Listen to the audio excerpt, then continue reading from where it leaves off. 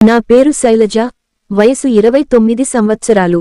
చూడటానికి ఆకర్షణీయంగా ఉంటాను. నీలం కళ్ళు, పొడవైన జుట్టు, సున్నితమైన చర్మం నన్ను ప్రత్యేకంగా చేస్తాయి. నేను ఒక ప్రైవేటు సంస్థలో డిజైనర్గా పనిచేస్తాను.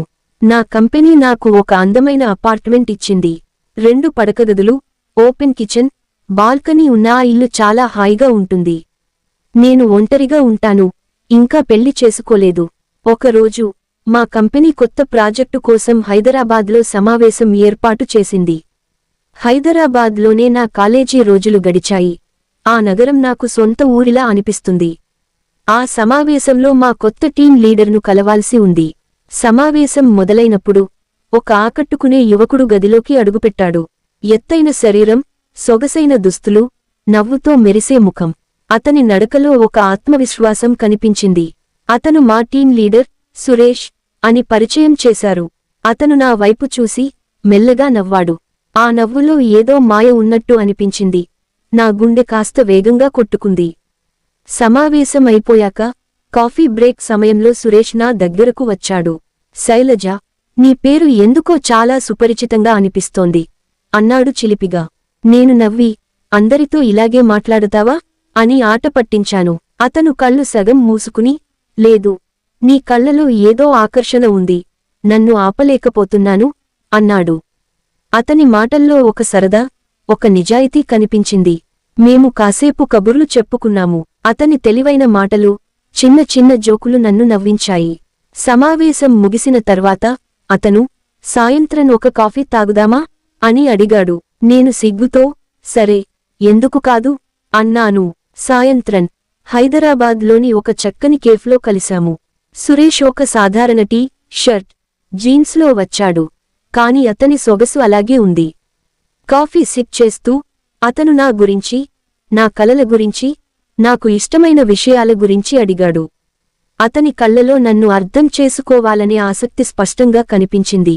మాటల మధ్యలో అతను నా చేతిని తాకి, శైలజ, నీతో ఇలా మాట్లాడుతుంటే సమయం ఎలా గడిచిపోతుందో తెలియడం లేదు అన్నాడు. నా బుగ్గలు సిగ్గుతో ఎరుపెక్కాయి. మీరు చాలా తొందరగా మాటలతో ముంచెత్తుతారు అని సరదాగా అన్నాను. అతను, నీవు నా పక్కన ఉంటే ఈ ప్రపంచమే నాదే అనిపిస్తుంది అని రొమాంటిక్గా చెప్పాడు. కొన్ని రోజుల తర్వాత సురేష్ నన్ను తన ఇంటికి డిన్నర్కి ఆహ్వానించాడు. అతని అపార్ట్మెంట్ ఆధునికంగా ఉంది. మెత్తని లైట్లు, సుగంధ దీపాలతో అలంకరించబడి ఉంది. నేను ఒక ఎరుపు రంగు దుస్తులు ధరించాను. అది నా అందాన్ని మరింత ఒప్పించింది. సురేష్ నన్ను చూసి, శైలజ, నీవు ఈ రాత్రి చందమామలా మెరిసిపోతున్నావు అన్నాడు.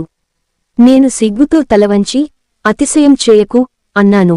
డిన్నర్ తర్వాత మేము బాల్కనీలో నిలబడి నగరం యొక్క లైట్లను చూస్తూ మాట్లాడుకున్నాము.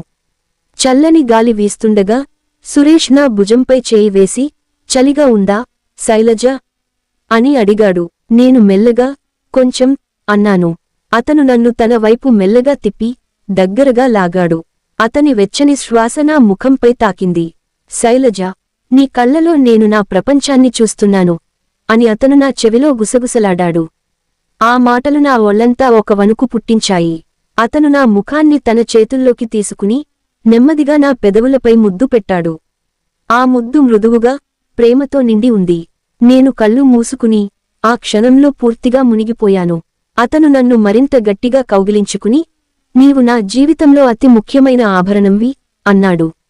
మేము ఒకరినొకరు ఆలింగనం చేసుకుని ఆ రాత్రి ప్రేమతో నిండిన ఆ క్షణాలను హృదయపూర్వకంగా ఆస్వాదించాము.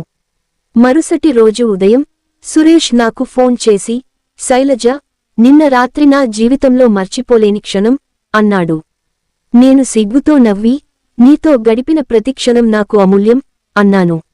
ఆ రోజు నుండి మేము ఒకరినొకరు ఎక్కువగా కలుసుకుని మా ప్రేమ కథను మరింత లోతుగా నడిపించాము. మా బంధం రోజురోజుకీ బలపడుతూ, సంతోషంతో నిండిన కొత్త అధ్యాయాలను రాసుకుంటూ వెళ్ళాము.